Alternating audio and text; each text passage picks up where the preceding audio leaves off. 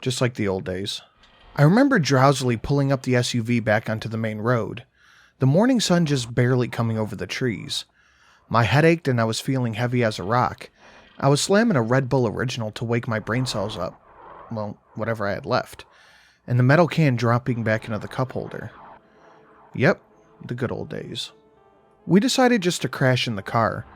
I pulled into a parking lot the previous night, because I think if I decided to haul ass down the interstate at 60 miles per hour, I was going to pass out, and then this whole little misadventure would end when I anticlimactically smashed into a fucking tree. Regardless, I didn't need much sleep. The electronic clock on the car said 5:51 a.m. Roseanne was laid out across the back seat, still passed out. Isaac, however, was wide awake, and judging by the 4 empty coffee cups at his feet, I had a pretty good hypothesis as to why he was still awake. You know, we could probably burn down the forest. Isaac broke the silence, his voice kinda sped up, probably from the amount of pure, unadulterated caffeine he'd been drinking. I broke away from my tired, angry gaze. What? He nodded. Yeah, you know, all we need is several thousand gallons of gasoline spread over an area of dry terrain. Then, statistically, it should probably spread to the nearest fauna at about 1 square kilometer per half an hour. I'm not gonna lie, that was what I was able to ad-lib. I'm pretty sure whatever rocket science he spoke, I didn't hear it, and I didn't care enough to listen. My eyes burned into the road. It only took about 5 minutes for me to get back into that headspace of the previous night. Cold air, anger, and anxiety shocking my nervous system. My muscles clenching as I unloaded 12 rounds into... yeah, just like the good old days. My rifle sat muzzled down in between my legs. Maybe it was just being back to my good old self, or that I had just about run out of singular fucks after last night. But I turned hard into the road, leading into the estate, and I slammed on the gas. The road was gravelly, causing the car to bounce, and a poorly timed pothole caused Roseanne almost to bounce off the seat. What? I saw her drowsily sit up in the rearview mirror, looking as half-dead as I felt. She let out a long yawn. Nolan? Isaac turned in his seat. Morning, sunshine. I heard her sigh and then slump back into her chair. Oh God, it wasn't a nightmare, damn it. The morning light allowed me to easily see what was around the path. And boy oh boy, something was definitely off. I guess autumn was just rolling in hard. Much of the green fauna and vines that created the emerald haze blocking my view into the forest was now dying off. I could see the trees, the spaces between them, the orange and yellow leaves on the ground, and all of the dead space between them. All of it. I don't know what was worse, not being able to see past nature's homemade garden wall, or seeing the amount of emptiness that currently surrounded us. The shadows dancing at the edges of my mind, knowing that despite all the clear space and visibility, they were sitting there, just out of sight, watching, waiting. We approached the final 100-meter stretch to the front gate of the house. What was in front magnetically pulled my foot to the brake with the force of a running bull. Roseanne nearly rolled off the seat. Isaac braced himself on the front of the dashboard, thankfully stopping his mathematical rant on how to burn down the forest. Jesus, cowboy. Roseanne squeezed in between the front seats. Feeling jumpy from last night? She squinted as she looked through the front of the windshield. Through the condensation of the fog, she saw it. The large red painted metal gate of the compound, surrounded by a sea of autumn leaves. I remember the pretty consistent colors, reds, oranges, yellows, the light brown bark of the leafless trees. In any other circumstances, it created a very picture-perfect scene. I guess that's why all the shit strewn out in front of it made it stand out so much. I flicked on the wipers. Sadly, the car's defrosters weren't working, but after a single wipe, I saw all that I needed to. A bright blue pull bag torn wide open, hanging from a line of sea wire on top the gate. Another swipe. Various articles of clothing, a pair of shoes, a laptop, and an iPad with a set of white earbuds. A jacket, a hoodie, black, with some blue stripes. The same jacket that I sent John up those stairs with a few days ago. With the click of a button, the gate slowly opened up, one hand on the steering wheel, and the other one on the pistol grip of my rifle. Isaac was leaning close into the windshield, wiping away some of the fog from the glass. Fuck, man, those motherfuckers. His voice sounded like he was sobering up from the caffeine. This place always kind of had that effect. Is that... Roseanne went silent. We should check it out. Maybe there's some clues. Just as she opened the door, I slammed the pedal down. Both of them flew back into their seats. I drove the vehicle straight over whatever the fuck bait they had set. It was getting old. It was getting real fucking old.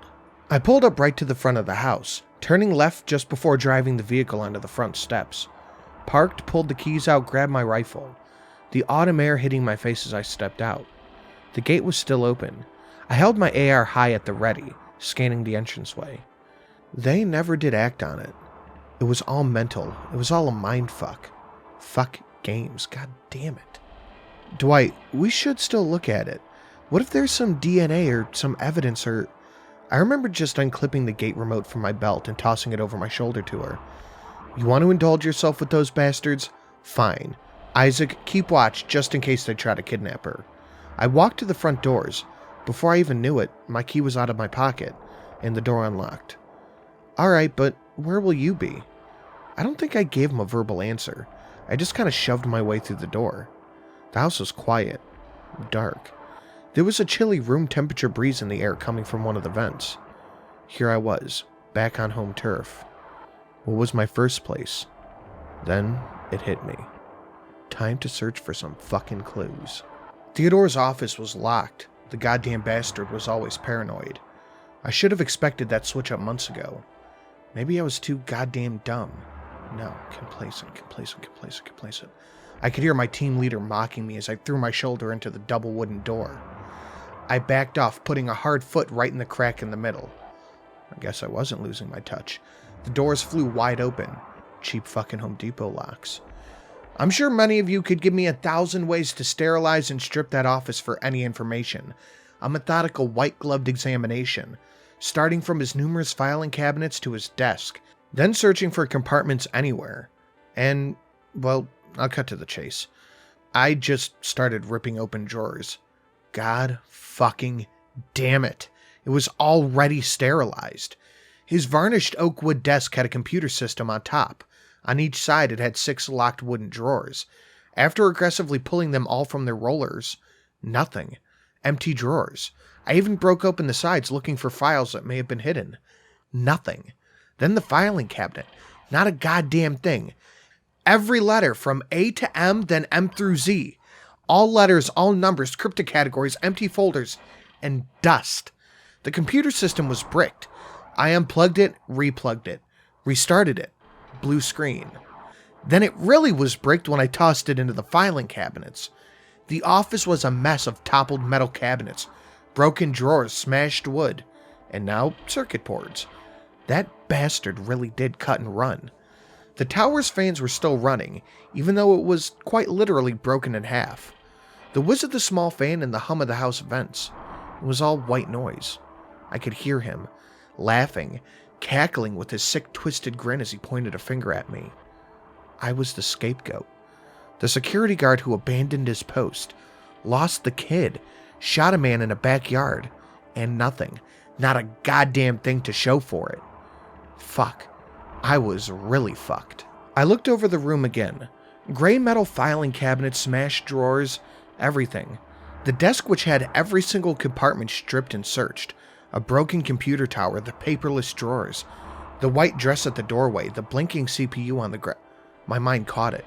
My hand snapped to my side, raising my rifle to the doorway. Nothing. I gazed just over the optic. At this range, I didn't really need to worry about accuracy when 6 meters was the distance. Still, nothing. Just the dark halls of the house. I lowered the rifle, letting out a blast of hot, tense air from my lungs. Between my rage running rampant and my mind playing tricks on me, I was fucking losing it.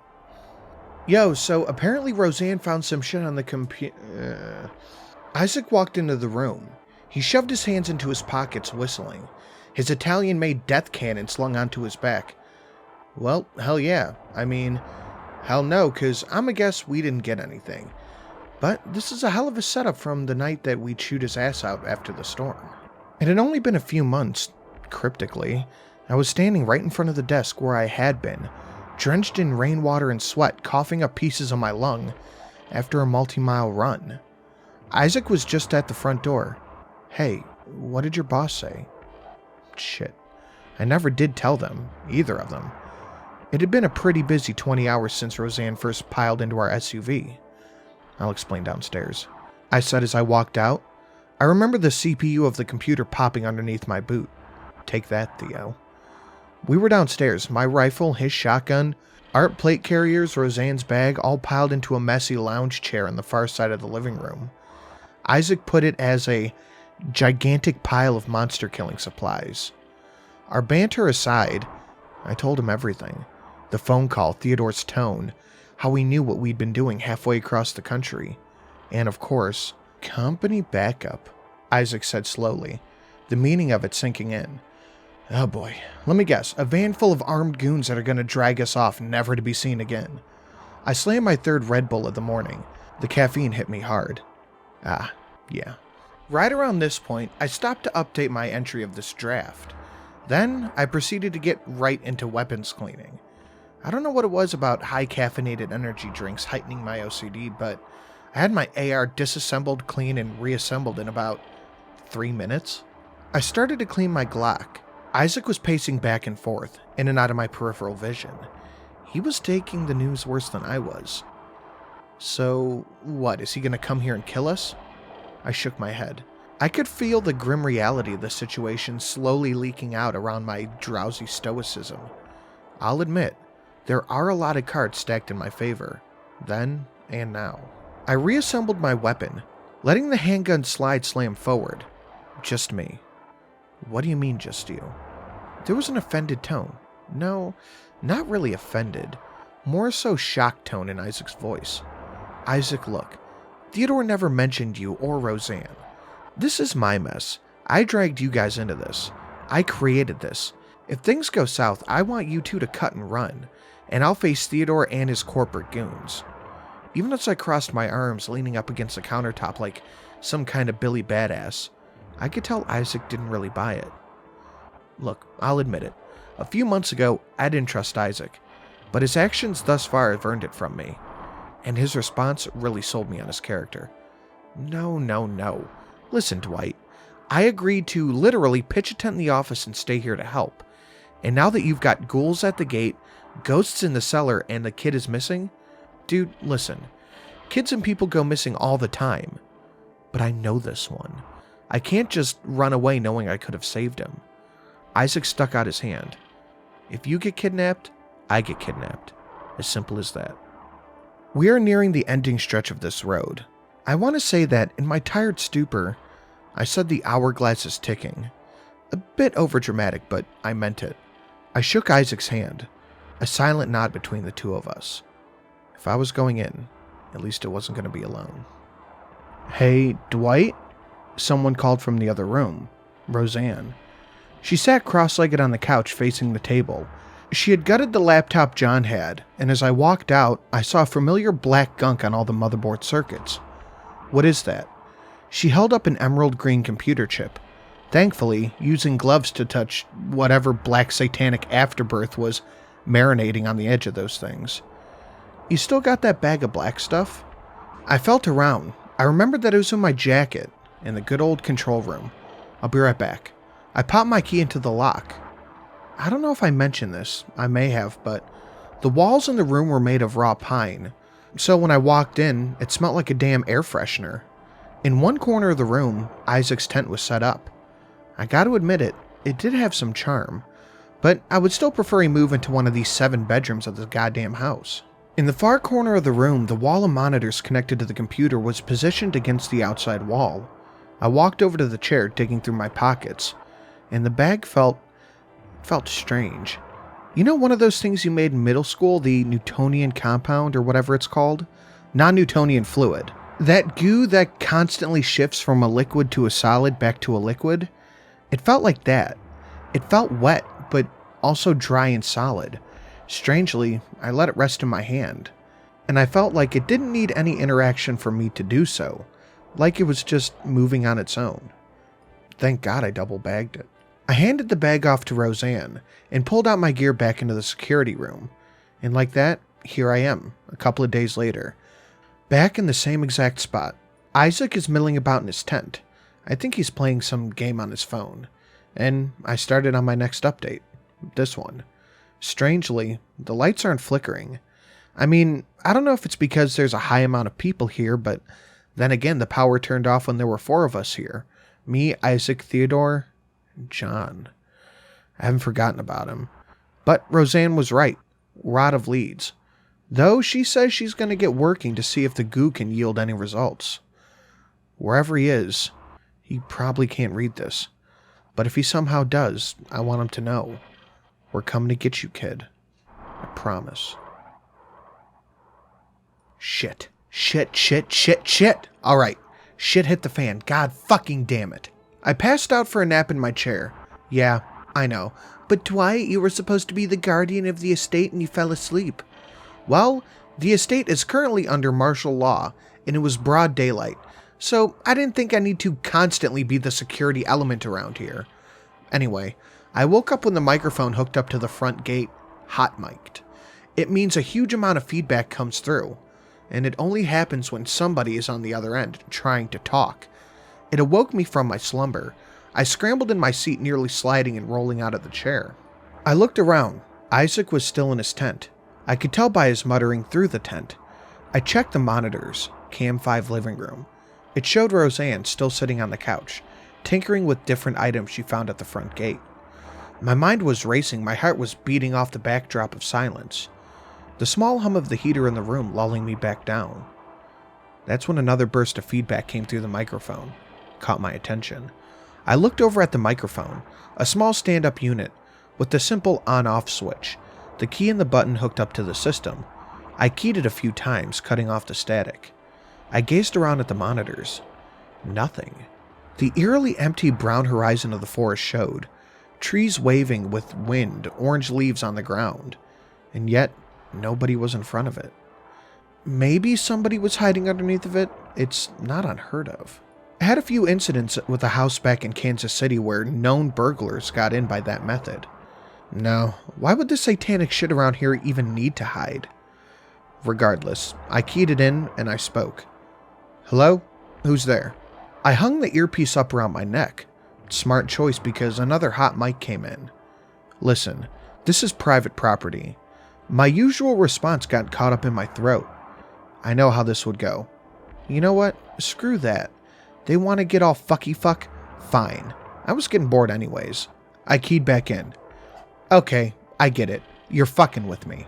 A loud burst of static cut me off, and then proceeded to piss me off. Fuck it, you know what? I'll just unplug the damn headset. Shut off the receiver because no one is ever visiting this godless house. Another burst of static. Then I'm gonna find where you are. I'm gonna torch your forest and shove dragon's breath so far up your ghoul ass you won't be able to ever feel cold again. And then I'm gonna get that goddamn kid back. I let go of the button, expecting another burst of static. Except nothing. I actually raised my eyebrow in surprise. Though I leaned back in when a much lower, subdued hum of static came through the headset. Where is John? I growled, so much that I don't even know if someone was going to be able to make out what I was saying through all the staticky, scratchy, outdated radio system. I was wrong. With us now. The voice made my hair stand on edge. It was melodic, gentle, a lot more peaceful than I was expecting. I just kind of stood there, eyes dancing across every single monitor, trying to make sure that some smiling mongoloid wasn't staring back a couple inches from the camera. I looked back to the front gate. Empty. Who is this? For a few moments, nothing. Then, you should have left my house. What? The monitor projecting the front gate sparked as it snapped off, like it was an old box TV. Isaac even jolted up in his tent, the sound bouncing around in the tiny security room. The hell was that? I sat back in my chair, and one by one, the security cameras started to spark, all before I could see just this wall of dark yet still glowing monitors staring back at me. I swallowed hard. My eyes shot over to Isaac's tent flap as it slowly unzipped. He poked his head out, turning towards me. Everything all right, Captain? That's when he saw it. What the hell? A large crash coming from just beyond the hallway caught our attention. It was an empty hallway, far too thin to have any furniture, and yet it sounded like a damn wardrobe came rolling down.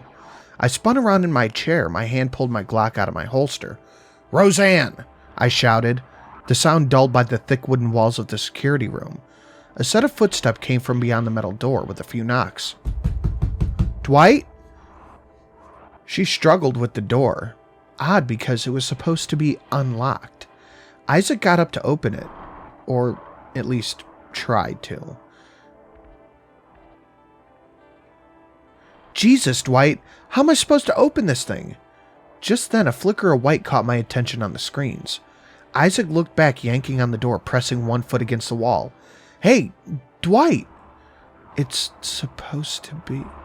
My voice trailed off as I started to see the camera screen. It started to type, a single sentence, in white pixelated text, coming from the center monitor that read, "Cam 09 generator. You should have just left." Then it backspaced itself, and it began to type more words. "You had to be the hero and drag others into this. It didn't need to be anything." The sentence began to type back out. I reached down and yanked the keyboard's cord from the USB port. "You have a choice to..." The line flickered on and off the screen. Then it backspaced. "Fine. When they're all gone, this is all on you."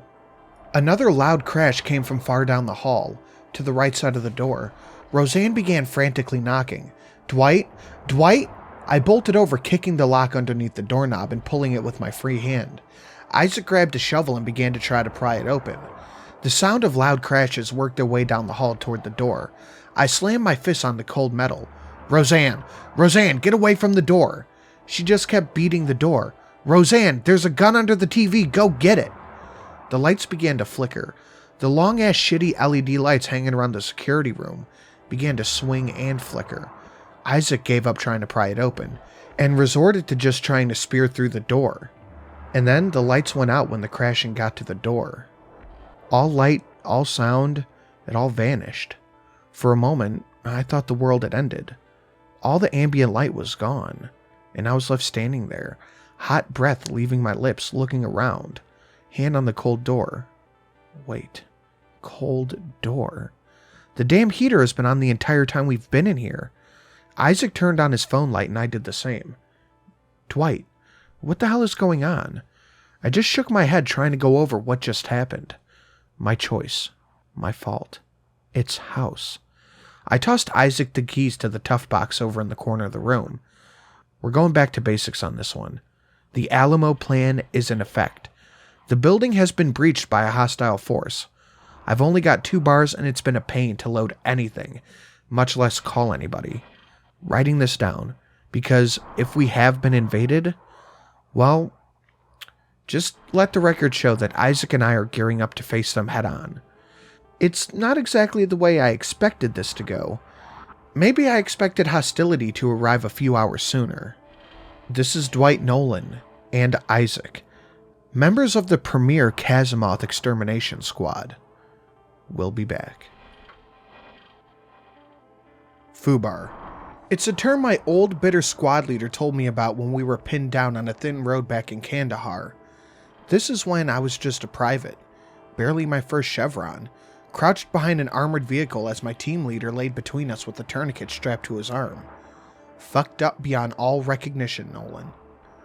You know, I've hit a lot of situations so far that can be classified like that. Well, here mostly. This and in the semi-southern woodland town. Having taken a contract in the hopes of seeing some work. I guess I never expected my blood to be pumping its highest in my mid-30s. And at a time when bullets stopped flying past my head. I remember nearly falling back over in my computer chair when the lights went out, bathing us in darkness. Now, normally, your eyes have a natural cat eye ability to them, where they will adjust to the darkness, usually helped by ambient light. It's how, after a blackout, you're able to quickly get a sense of where you are. But considering I stood there gazing around trying to find my own damn hand, there was no light. Not anymore. Foobar. This wasn't the time to panic. Not now. We were in an Alamo situation. The compound had been severely breached, and whatever the hell could be classified as an enemy combatant was now probably within the walls, lurking, hunting. I opened up the middle drawer right side. It had matches, lithium batteries, double and triple A's, and a headlamp. Can't see, you can't fight. I flicked it on in the white light setting and glanced around. A pit in my stomach decreased a bit, as we now had light. Oh shit. Isaac's words bounced off the walls of the small room, as he stumbled and fell inside of his tent and quickly got reminded of why we still weren't a fully professional fighting force. Isaac threw the plastic lining off of him as I scanned behind me. I breathed a sigh of relief. My plate carrier and AR were still there, propped up against the wall. I slipped the lamp onto my head, pulling the vest over as well, and strapping myself into it. Isaac grumbled as he stood up. "This is bad, man." Yeah, it was.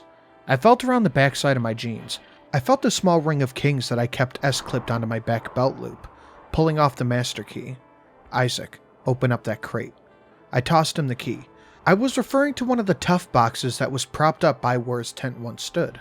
I saw him holding it in his hands, feeling it with his fingertips. "Are we busting out the big gun, Sarge?" Yeah, something like that. It's a good thing that Isaac spent all $17,000 on pure, unadulterated American firepower that day. Oh, so many weeks ago. Right now we're trapped in a small security room, while God knows what could have already secured most of the compound, let alone the dark, close quarters we're trapped in. We had to turn back on Small J. Camps. I already mentioned it. Alamo. In the event that the compound is breached, we retreat back to the deepest, most secure part of our fortifications, load up and hold out. That's probably what they wanted, us to stay here, wait out the storm, while they gathered strength outside, waiting to drown Isaac and I in whatever darkness they currently had Roseanne in. No, not today. We had come too far, we fought too hard, all for it to end up like this. No. I filled whatever magazines we had with surplus 5.56, shoving them into pouches on my kit. In my pockets, hell, I even went old school and clipped them onto a condor belt. Isaac's carrier was outside on the couch in the living room, alongside his Benelli death cannon. And another time, I probably would have given him all kinds of hell for leaving his weapon. But that's when I was a pit bull, about 10 years younger, and I haven't worn down my temper like I had my knees. This also wasn't a trained American soldier that we were talking about. Although, that just sounds rude. Isaac may not be trained and he may not even know how to fight well. But goddamn if he hasn't stood by my side and fought with me so far. "What you got for me?" Isaac asked giddily, as he pulled a gun belt of his own. It was lined with pouches upon pouches of 12 gauge, buckshot slugs, all with an additional pouch strapped to the back, marked in red and black. I tossed him a short-barreled member of the shotgun family, the Mossberg 590. It was stocky and to the point. It might not have had range, but I kept it here with the express purpose of being able to fight in tight corridors, like the house. And by God, if that isn't what we needed now, more than ever. I slung it to my front as Isaac loaded a handful of slugs into the Mossberg, and he tried for the door. Locked. I tried it from our side, but it wasn't budging. No good. I backed up, taking aim at the door. "You ready?" I asked Isaac. He nodded. I tapped my fist against the side of my head. To Isaac's confusion, "You got a headache?" I sighed. Though I really shouldn't have. I should have known better. "Breach." "What?" "It means breach." "With what?" "The 12-gauge boomstick in your hand. Now put it against the lock and blow it." All of the action movies he must have seen probably came flooding back, because Isaac ran forward, shoving the muzzle against the door. With an explosion of sparks and wooden fragments, I saw the brass cover of the doorknob and the lock fall off. Thankfully, this time, I put in my ear protection. 3 times the charm. Isaac pulled the door wide open, and I went charging forward. The hallway opened up into a T, so I'd go to the living room while Isaac... Wait. This wasn't the hallway. My headlamp saw the area really opened up. It opened up into something that made me groan with pure dread. It was a library. The library Isaac and I had stumbled into on our last adventure in the haunted fucking house. Same rectangular design, same old orange dim candelabras lining each of the corners, same dusty filled air that hung like a snowfall.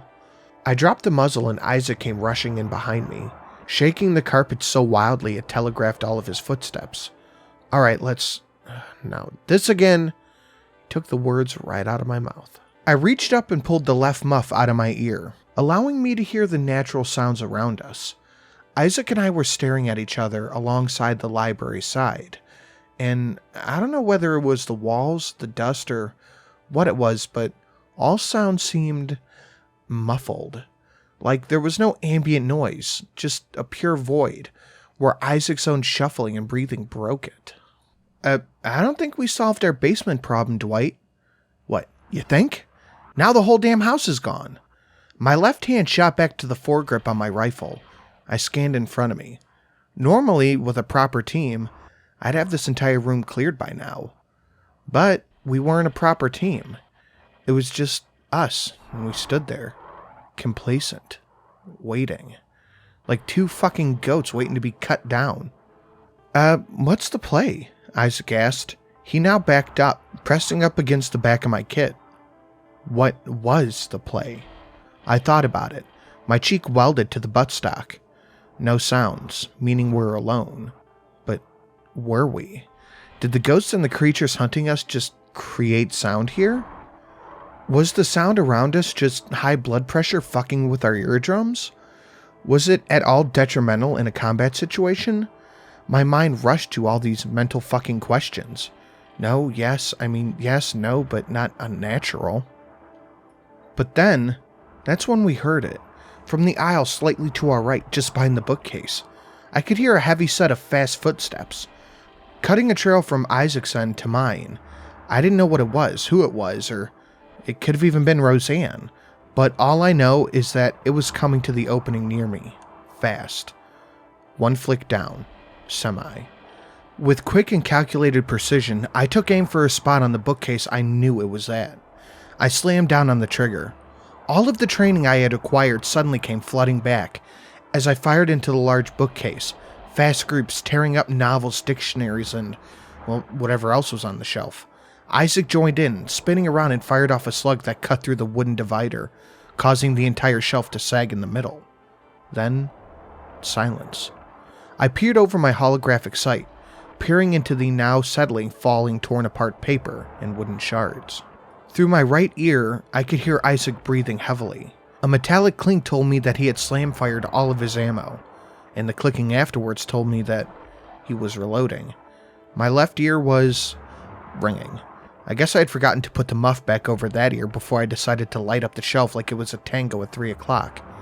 I mean, in this circumstance, I guess it was. Anyway. Isaac slammed his shotgun forend home, scanning the shelf up and down. You think we got it? Well, if we didn't, Isaac, we've got bigger fucking problems. Cover me. I pied the corner of the shelf as I approached, using whatever was on my left to provide a slow yet steady point to where I could clear from. My mind raced over what might greet me. The creature from the backyard. Back to seek its revenge, maybe? John. Roseanne. I rounded the corner quickly, clearing all openings. A ball in my throat cleared. Dwight, what is it? You see anything? My throat cleared with a frustrated sigh. No, nothing. Another set of footsteps, this time on Isaac's side, running along the short rectangular edge. Isaac was the first one to fire through the dim light of the library. Only I could see an explosion. The slug ripped through 2 shelves and hit the far wall. As paper and leatherback-covered books flew across the room, I squinted to see what it was. I saw something, someone, a humanoid small running. It was too dark. The air was too polluted. I couldn't see who, but I saw something that gave me reason to pick up and run to the far end to beat it. I remember trying to yell at it, as if whatever it was in the woods gave a rat's ass about my words or wants. Stop! I said as I hit the far side of the wall. I pivoted on my right foot and raised my rifle. only to be staring down at Isaac, who held the Mossberg at his hips. Isaac dipped his gun back, holding the barrel in the air. What in the hell was going on? I scanned both sides of the aisle, and that's when I saw it. Embedded in a spot where the bookcase should have been was a wooden door, plywood, with yellow paint peeling off the edges. I pied the 3-inch indent it made, as if something would be there, hiding, waiting to kill me. Probably just my nerves. Isaac shook his head. I guess there's no hope of seeing any regular house now. I shook my head back, reaching with my hand. Not unless we keep going. I guess that's the play. Was anything I was saying even making sense? Did any of this make sense? Shit was spiraling out of control. Was what we were seeing, shooting, running through, even real? I try to believe that it was. If anything, just to keep myself grounded. Locked. I backed off, shouldering my rifle. I tapped the side of my head. Isaac came in close with his shotgun. Another explosion of wood and metal shards, and the door shook wildly. This time, I didn't wait for him to pull it open. I charged forward, raising my boot, kicking the door in. Isaac followed close behind. Him and I both nearly tripped over this long, skinny pink piece of furniture that laid across the door. A bed. A child's bed. Aged, like the chip walls where it seemed like blue and white wallpaper once plastered across them. It had sunk in. A white and pink quilt now torn up, old and rotted. The room was almost as small as the security room, maybe only a couple of meters long and a few across. I pulled up my rifle against me, backing up against the scene. That's when my back hit a wall. The wall. The door we came in was no longer there. Just more wallpaper and chipped wood furnishings. No going back. I instead brought my entire left foot to the edge of the bed, feeling the frame. I kicked it against the wall to my left, out of the way. It must have collided with some sort of dresser because I noticed a wave of papers flew off into the center of the room. Out of my peripherals, I noticed that they were drawings, colorful ones. I walked up to the far side of the room, a window. Turning off my headlamp to avoid any glare or reflection, I gazed out. It was darkness, like the void. Maybe 1 or 2 inches of space, and then it seemed like it hit a sea of literal, physical darkness. No trees, lights, ghouls, monsters, people, just darkness. The sound of objects falling onto a wooden floor caused me to spin around, and I saw it was Isaac, but something was off. Isaac, are you alright? He stood there shaking his head. He had this glassy filter over his eye. Yeah, man, just... His right hand holding his gun dropped, as his left hand pinched his temple. It's gotta be the stuff in the air, man. I think it's giving me a headache. He took a few steps forward, nearly slipping on one of the papers on the floor, causing him to brace himself against the wall. Jesus, what the hell's with this stuff anyway? Something also clicked in my head. A few seconds ago, one of the drawings fell right across the sight of my lamp. It was colorful, fresh, new. Like somebody had just gone down on the stack of sheets. Unlike the walls and the furniture where the colors were all faded and old, it looked like they'd been put through the dark ages. I pulled my rifle into its workspace, close to my shoulder with the muzzle in the air. I grabbed one of the drawings. It was off, strange, surreal, I guess. A small girl was in a white and pink dress in a field, surrounded by trees. A blue sky messily drawn above, with flowers on the ground. Although it seemed intentional, the edges of the trees were curved. Maybe a clearing? And a house stood tall in the background, with several pointed edges on its rooftop. I tossed it aside and picked up another one. This time, a much darker version of the forest. Bodies of trees devoid of leaves with black-gray bark filled the area. In the distance, bathed in light, was the Kazamoth estate. I knew it because it was the spitting image of it. A gray concrete wall curled with barbed wire, and a large brown wooden building in the middle. Though, at the edges of the trees, in the dark patches, eyes were watching. Not cartoonish red or evil eyes. Plain white eyes with no irises, surrounded by dark patches of dead skin staring down from all angles. The eyes I knew. I had seen them in the storm. Whatever drew these knew what was going on, and wanted me to see them. I felt a drop of sweat run down the side of my head as a chill shot up my spine. Was it from all the running and gunning? Probably, yes, but I have to admit, it was really getting under my skin. The sweat on my hand stuck to the piece of paper as I turned another over. It was us, the gang, the small trio I had assembled in the parking lot just before we pulled out this morning. Well, last morning.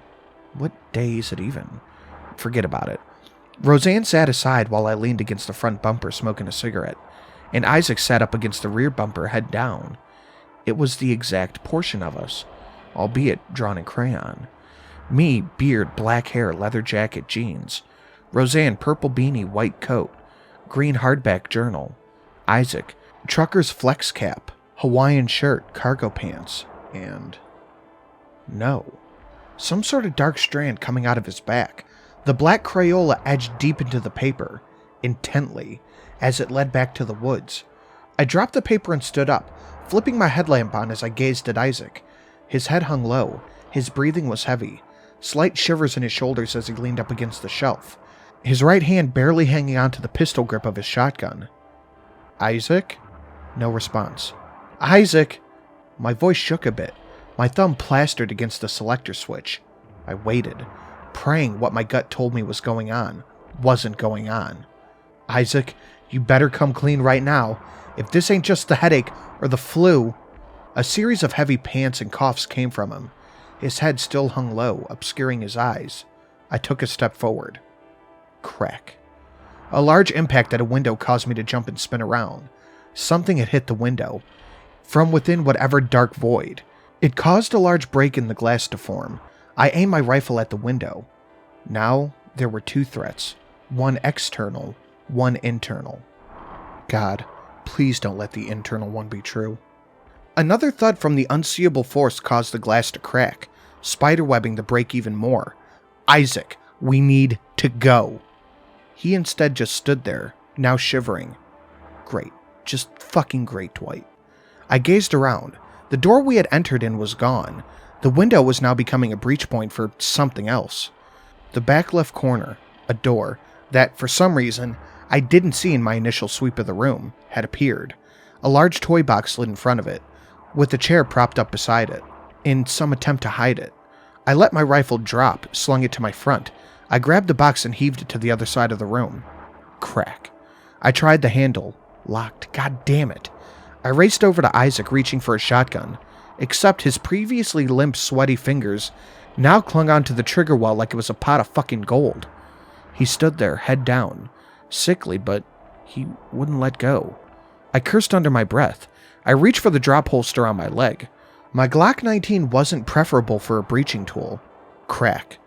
But under the current circumstances, it would have to do. I shoved the barrel down near the damn keyhole before yanking the trigger more times than I could count. The door shuddered and shook, but after enough shots and yanking the handle, the bolt inside broke. Then I pushed it open. Crack. Another impact, followed by the sound of glass falling onto a wooden floor. It caused my hair to stand up on fucking attention. I grabbed Isaac by his shoulder. We are leaving, as I shoved him into the hall. The sound of glass shattering, followed by a horrifying growl and roar, caused me to kick the damn door back into place. Isaac began to mutter at this point, hysterically. I nearly pulled a muscle, shoving the gigantic cabinet in front of the door. Just as it eclipsed the door into the bedroom, it shook violently. More growls and roars emanated from within. This wasn't the Casamouth estate. We weren't the protectors. This wasn't our home. We were being hunted. I pulled Isaac along with my free arm. He now began to sound like a fucking asylum patient. The hallway was old, weathered, like a Victorian-style house that had been put through 70 years and 2 hurricanes. The rugs and the floorboards were torn up, littering the floor. All of the fucking doors were locked, except for one. Infirmary. I shoved Isaac inside as I swung the door closed. It had 6 goddamn locks. Why do you even need that many for an aid room? Well, not any infirmary I'd ever seen. I turned back to look at the room in front of me. It was probably 7 meters across, just big enough for some cabinets, a sink, a counter, and a metal operating table along the far wall. Important to note that the room was split. The bottom half, along with the entry to the room, was littered with old cracked tiles you'd find in a shower. The top half was white paint that had definitely seen better days. I looked around for Isaac, who now sat in the back corner, grabbing his face, sobbing hysterically. Something, deep down inside, sunk seeing this. For a person who had been so chipper, so positive throughout all of this, especially after that pep talk we had in the kitchen, crumbling down to this. I smothered it.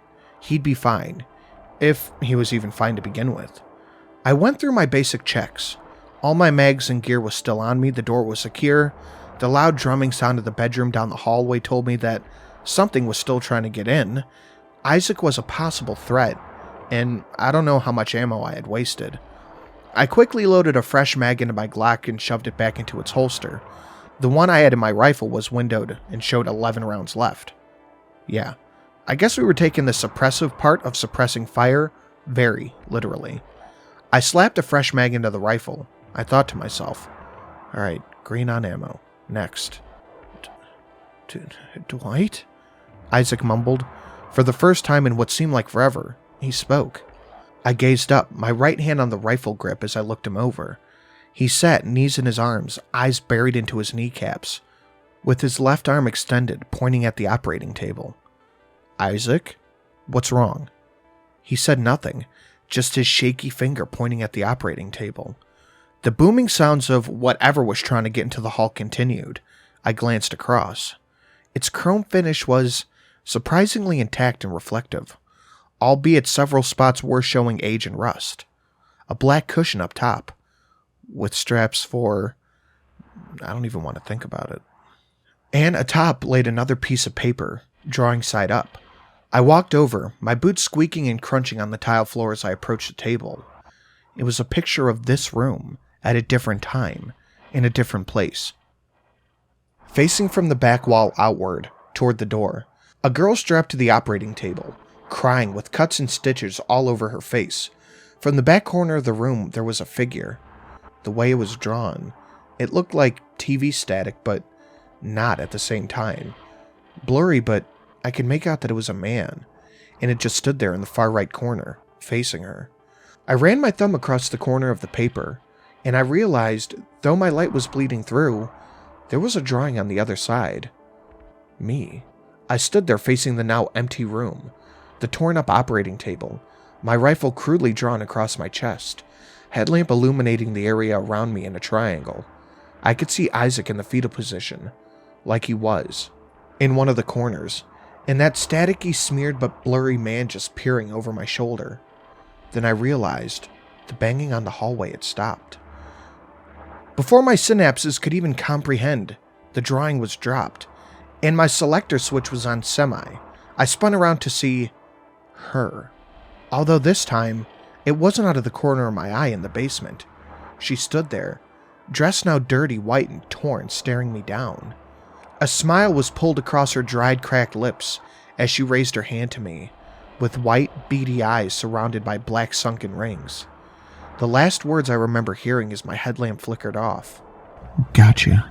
I awoke to a cool breeze across my face.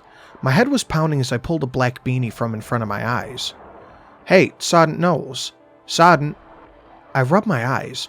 Black, oily dirt coated the mechanic's gloves that I had worn throughout probably my entire tenure, gripped the steering wheel of the truck that I was in.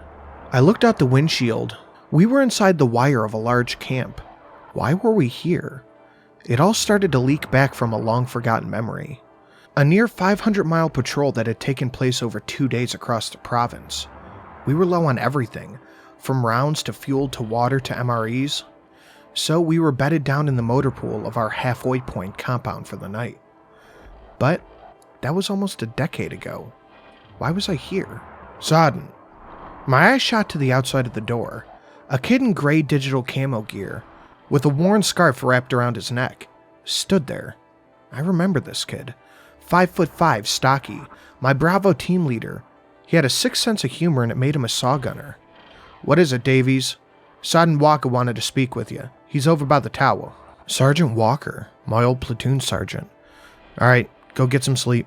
He shuffled back to his ruck and whoopee, and he passed out before I could even grab my M16 and drop out of the truck.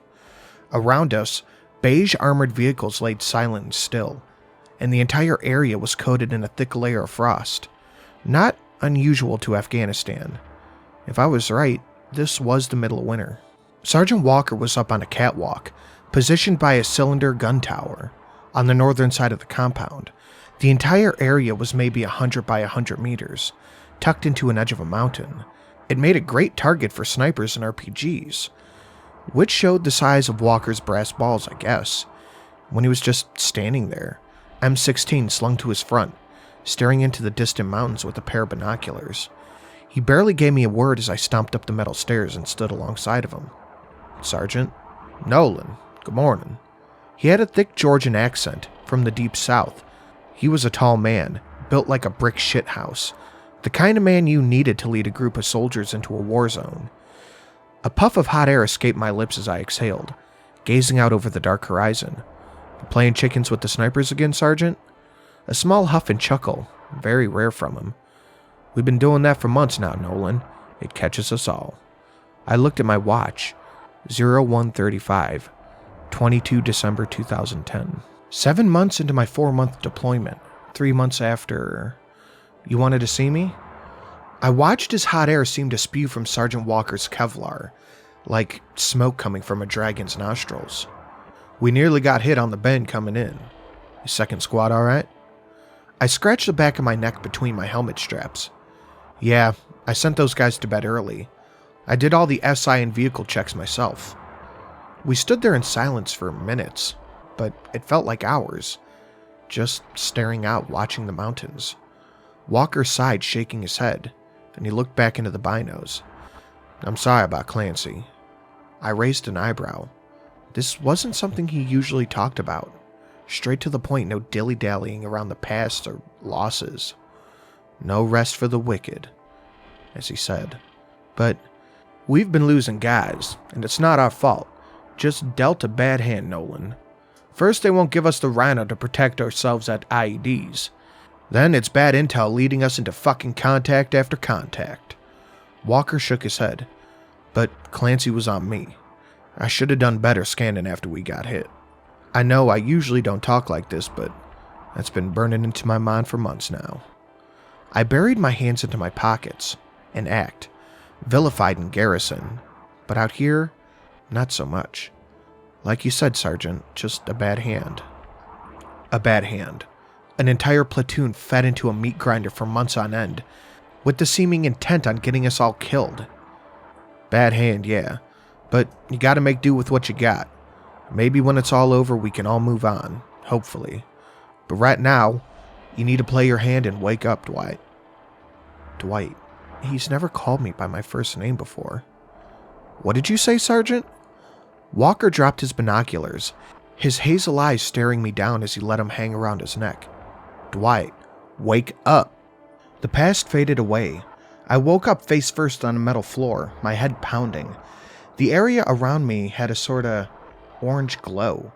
I opened my eyes and I noticed strange ornate candelabras standing in rows against the far metal walls. The ground tasted like dirt and iron from the red dust covering it. At least, I hoped that it was red dust. "Dwight!" Roseanne's voice, distant and wavy, shouted at me from behind. "Dwight!"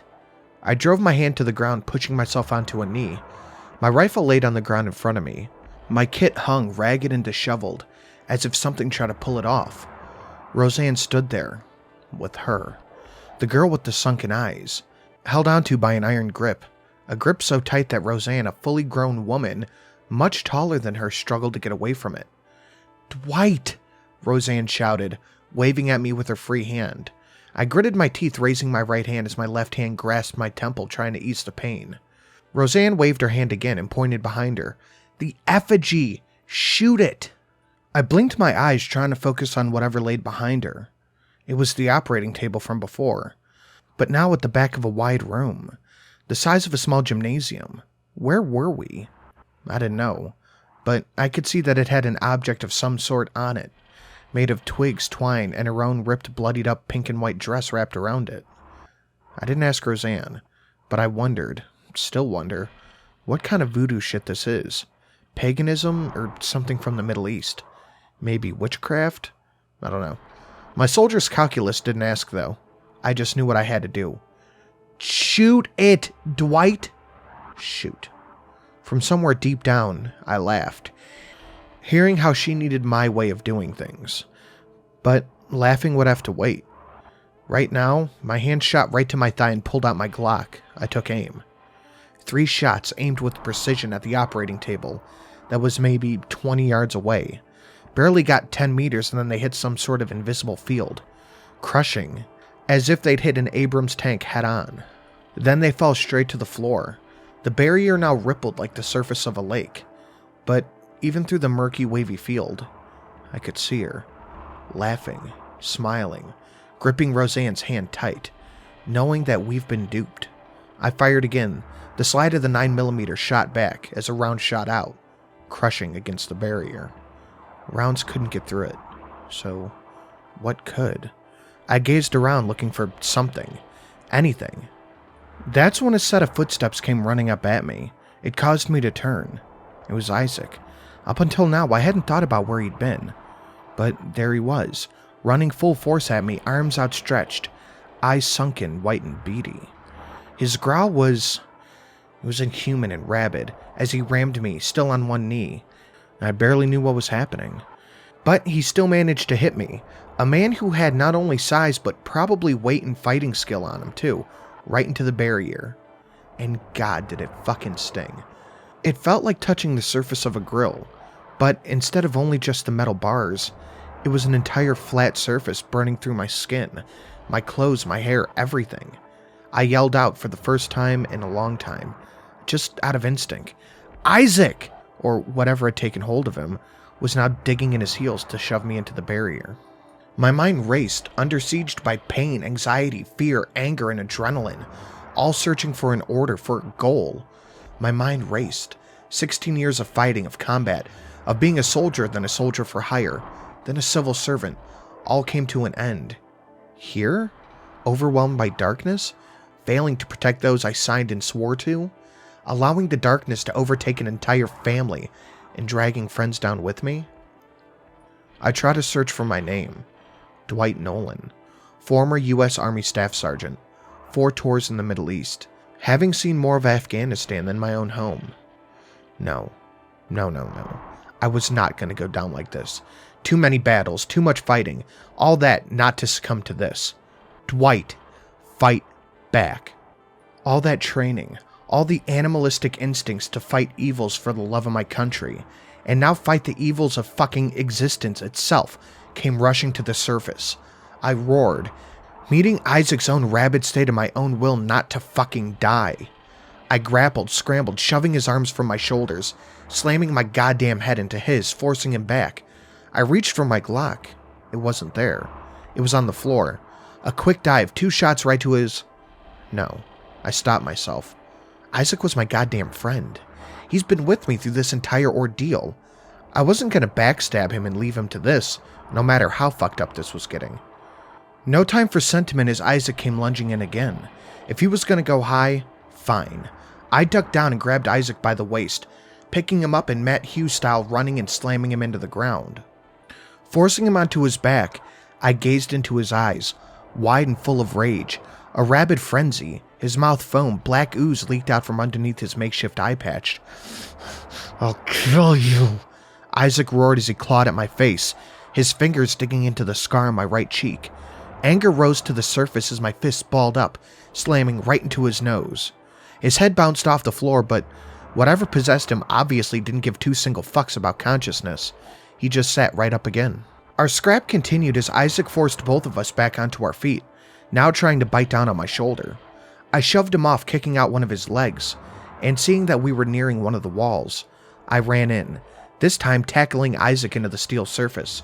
Our collective, probably 350 plus pounds, caused the metal in whatever labyrinth we were in to groan as we connected. I kicked out one of Isaac's legs and shoved him into the row of candelabras. Oil and wax spilled out as they dominoed down toward him, toward the barrier, as I backed off, shielding my face. Then, I saw it. As the fiery oil splashed out, it passed right through the barrier, seemingly untouched. Rounds couldn't go through it, but fire did? Was that it? Fucking fire? I stood there baffled, not even caring about Isaac as he riffed about. But how was I going to use fire? And then it hit me. I looked down at Isaac. On his gun belt, aside from all the pouches of slugs and buckshot, the one on the back, marked in black and red. Kill you. Isaac scrambled to his feet, stumbling over the candelabras as he lunged at me. I underhooked him. An inhuman amount of strength allowed him to battle me. I had a few tricks up my sleeve that his feral mind didn't. Slipping around his back, I knocked one of his knees out, wrapping my arm around his neck, allowing me to control him. For now. We were both on our knees. I quickly looked him up and down. Thank God, his Mossberg was still in its sling. The size of the lucky horseshoe I must have up my ass, for it not to go off in the scuffle. I pulled it and slipped it in the bent part of my knee, a tactic I used to reload rifles. But I think I can be forgiven for the makeshift use of the tactic, given the circumstances. My right hand fumbled with the clip on the molly pouch. Isaac's hand dug into my arm. With just a t-shirt on, he scratched at the skin. I bit down in the pain, anxiety willing to push to the top. I opened the pouch and dug out a very specific shotgun slug. A golden brass top with a bright orange body. Dang ink, 12 gauge. Dragon's breath. Isaac growled and screamed through the foaming in his mouth as I fumbled with the Mossberg, all with Isaac thrashing around simply to shove it into the weapon that was 1,000 times harder. Once I clicked it in, I pulled the gun to the top by the forend and shook the top down, racking the slug in. Holding Isaac close in that hold, I raised the shotgun up with my right hand, feeling like some kind of bad action hero. But hell, given the circumstances, the laws of conventional tactics are now out the window. I took aim. I guesstimated 20 meters. The dragon's breath should have a minimum range of 30. Let's hope I was right. I pulled the trigger. Even though it had no real recoil, a pillar of fire and sparks spewed from the muzzle of the shotgun. The entire center of the back wall, where the table was, became engulfed in a hellfire-like flame, unlike anything these demons had probably ever seen. The Mossberg dropped from my right hand as I underhooked Isaac's right arm. I gazed over at Roseanne and the girl. Roseanne has successfully escaped her grasp, because mostly she had to let go. She stared at the operating table, and then back at me in absolute horror. Her sunken, lifeless, evil eyes now showing a very, very likely, very fearful stare. Fear. On the face of those that are supposed to go bump in the night. The creatures that have plagued this place for a while. This was now more definitive than the backyard. It felt right. Pure. Like an actual victory. The effigy began to hiss and spark as I held on to Isaac. All I could do was mouth to the entity. The girl was one simple word. Gotcha. As quickly as I blinked my eyes, I found myself sitting in a rolling chair in the security room. Immediately I jumped up and looked around. Everything was just as it had been. My leather jacket was on the back of the chair, rifle and plate carrier against the wall, all the monitors showing the proper views. I swung the door open. This time, no power outages, or mysterious fucking libraries barring me. Isaac, Roseanne, John? I looked around. Isaac was passed out on the couch, a hat over his face. Roseanne turned her chair towards me, a confused expression on her face. Dwight, are you okay? I was speechless. I looked up. The afternoon sunlight was pouring through the windows. A heavy snow built up on the edges. Something in me finally clicked. I stormed over to the couch, knocking Isaac's cap off of his head with my left hand. Then I slapped him across the face with it with my right as I gripped my Glock. What? What? Dwight? Isaac asked, confused, rubbing his face. He let out a dry burp as he stood up, and then I backed off. Are you possessed? I asked, though my words seemed to not click with him. What? I stared at him with a vengeance. Are you possessed? Isaac noticed my hand on my gun, and he held his hands up in surrender.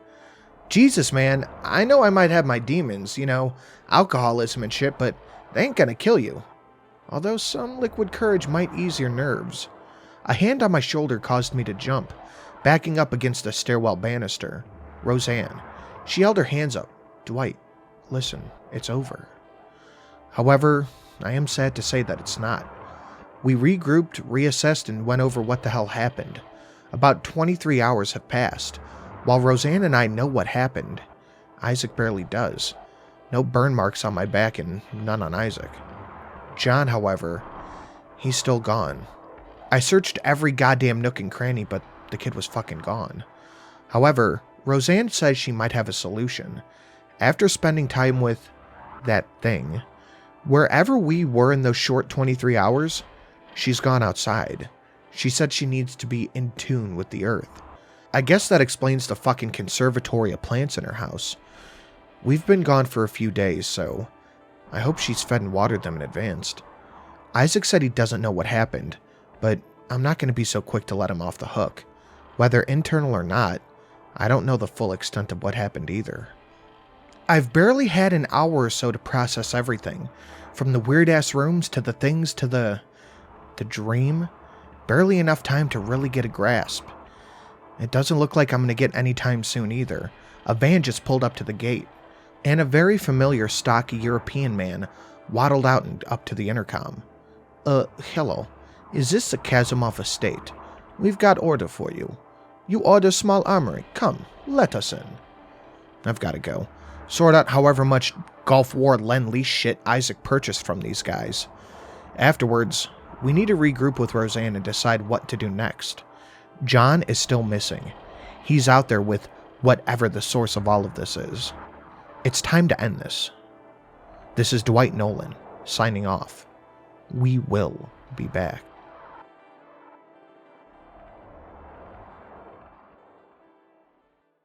I would like to thank all of the lovely and amazing patrons currently listed on screen right now.